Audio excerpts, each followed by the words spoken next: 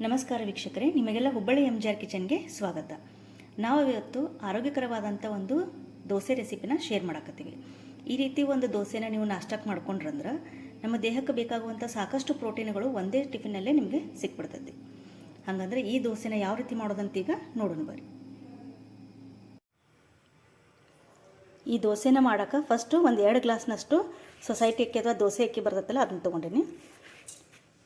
2 glass ಅಕ್ಕಿ ತೊಗೊಂಡಿದ್ದೆ. ಇದಕ್ಕೆ ಎಲ್ಲ ಥರದ ಬೇಳೆಗಳನ್ನು ತೊಗೊಂಡಿನಿ. ಇಲ್ಲಿ ಈ 2 ಗ್ಲಾಸ್ ಅಕ್ಕಿಗೆ ಈ ಒಂದು ಸಣ್ಣದ ಬಟ್ಲದಿಂದ ಅಳತಿಲಿ ನಾನು 1 ಬಟ್ಲನಷ್ಟು ಕಡಲೆಬೇಳೆ, 1 ಬಟ್ಲು ಉದ್ದಿನಬೇಳೆ, ಹೆಸರುಬೇಳೆ, ಆಮೇಲೆ ಒಂದು ಅರ್ಧ ಬಟ್ಲನಷ್ಟು ಹೆಸರು ಕಾಳು. ಯಾಕಂದರೆ ಹೆಸರು ಬೇಳೆ ಹಾಕ್ಕೊಂಡಿದ್ದಕ್ಕೆ ಒಂದು ಅರ್ಧ ಬಟ್ಲಷ್ಟು ಹೆಸರು ಕಾಳು ಹಾಕ್ಕೊಂಡಿನಿ.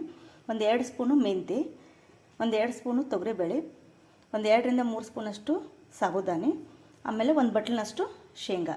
ನಿಮಗೆ ಇನ್ನೂ ಮತ್ತು ಏನಾದರೂ ಬೇಳೆಗಳು ಬೇಕಂದ್ರೆ ನೀವು ಇದಕ್ಕೆ ಆ್ಯಡ್ ಮಾಡ್ಕೋಬೋದು. ಸೋಯಾಬೀನ್ ಕಾಳು ಆಗಿರ್ಬೋದು, ಕಡಲೆ ಕಾಳು, ನಿಮಗೆ ಯಾವ ಬೇಕಾದ ಕಾಳನ್ನು ಇದಕ್ಕೆ ಮಿಕ್ಸ್ ಮಾಡ್ಕೋಬೋದು. ನಾನು ಇವತ್ತು ಇಷ್ಟು ಥರದ ಕಾಳುಗಳನ್ನು ಹಾಕಿ ಮಾಡಾಕತ್ತೀನಿ. ಫಸ್ಟು ಇದು ಅಕ್ಕಿನ ಒಂದು 2 ರಿಂದ 3 ಸಲ ಸ್ವಚ್ಛಂಗೆ ತೊಳ್ಕೊಬೇಕಿದೆ. ನೀವು ಫಸ್ಟ್ ಈಗ ಅಕ್ಕಿನ ಒಂದು 2 ರಿಂದ 3 ಸಲ ನೀರು ಹಾಕಿ ಸ್ವಚ್ಛಂಗೆ ತೊಳ್ಕೊಂಡೇನಿ.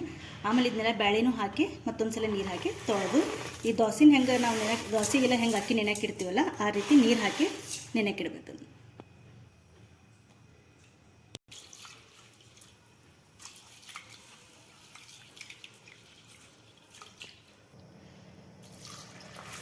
ಈಗ ಬೆಳಗ್ಗೆ ಟಿಫಿನಿಗೆ ನಾವು ದೋಸೆ ಮಾಡೋದಿತ್ತಂದ್ರೆ ರಾತ್ರಿನ ಈ ರೀತಿ ಎಲ್ಲನೂ ಸೇರಿಸಿ ನೆನೆಕ್ಕೆ ಇಟ್ಕೊಂಡ್ಬಿಡ್ಬೇಕು.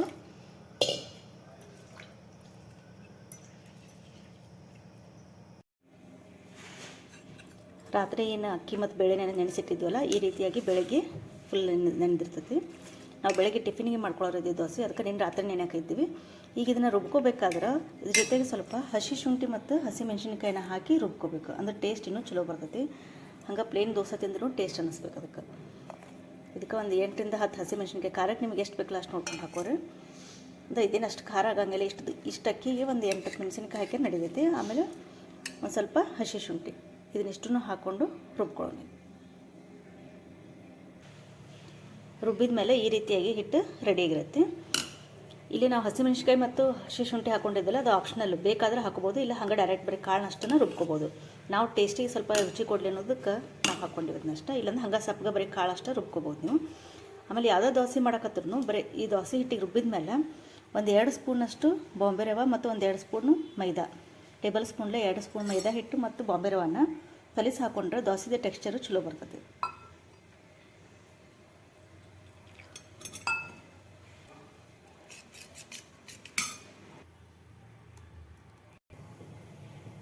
ಇದಕ್ಕೆ ಸ್ವಲ್ಪ ಒಂದು ಅರ್ಧ ಸ್ಪೂನಷ್ಟು ಸಕ್ಕರೆ, ರುಚಿಗೆ ಎಷ್ಟು ಬೇಕಲ್ಲ ಅಷ್ಟು ಉಪ್ಪು, ಆಮೇಲೆ ಒಂದು ಸ್ವಲ್ಪ ಒಂದು ಅರ್ಧ ಚಿಟಿಗೆ ಅಷ್ಟು ಒಂದಿಷ್ಟು,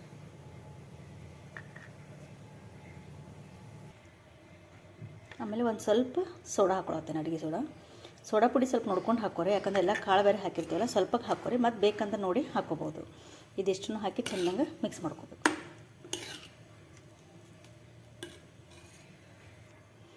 ಬೇರೆ ದೋಸೆ ಥರ ಇದನ್ನು ಒಂದು 7-8 ತಾಸು ಫರ್ಮೆಂಟೇಷನ್ಗೆ ಇಡಬೇಕಂತೇನಿಲ್ಲ. ಆಗ ರುಬ್ಬಿ ಹಾಗೆ ಮಾಡ್ಕೋಬೋದು ಇದನ್ನು. ಆದರೆ ಫಸ್ಟಿಗೆ ಹಿಟ್ಟು ರುಬ್ಬಿಟ್ಕೊಂಡು ಆಮೇಲೆ ನಾವು ಚಟ್ನಿ ಪಲ್ಯ ರೆಡಿ ಮಾಡ್ಕೊಂಡ್ವಿ ಅಂದರೆ ಅಷ್ಟು ಒಂದು 15-20 ನಿಮಿಷ ಇದು ನೆನಿತೈತಲ್ಲ, ಇನ್ನೂ ಟೇಸ್ಟ್ ಆಗುತ್ತದೆ.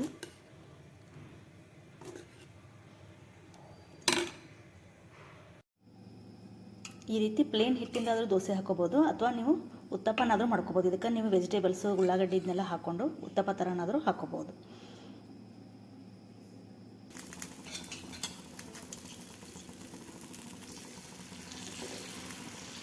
ಈ ರೀತಿ ನಮಗೆ ಎಷ್ಟು ತೆಳಗೆ ಬೇಕಲ್ಲ ಅಷ್ಟು ಮಾಡ್ಕೋಬೋದು ಇದನ್ನು.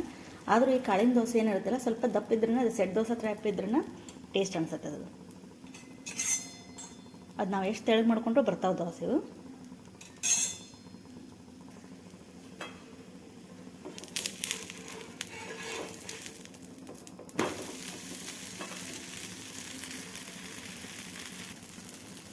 ಒಂದು ಸ್ವಲ್ಪ ಮೈದಾ ಮತ್ತು ಬಾಂಬೆ ರವೆ ಏನು ಮಿಕ್ಸ್ ಮಾಡಿರ್ತಿಲ್ಲ, ಅದರಿಂದ ಇದು ದೋಸೆ ಟೆಕ್ಸ್ಚರು ಈ ಥರ ಬರುತ್ತೆ. ನಾರ್ಮಲ್ ನಾವು ಅಕ್ಕಿ ದೋಸೆ ಮಾಡೋದಿತ್ತಂದ್ರೂ ಅದಕ್ಕೆ 1-2 ಸ್ಪೂನ್ ಮೈದಾ ಹಿಟ್ಟು ಮತ್ತು ಬಾಂಬೆ ರವೆನ ಮಿಕ್ಸ್ ಮಾಡಿ ಹಾಕಬೇಕದು.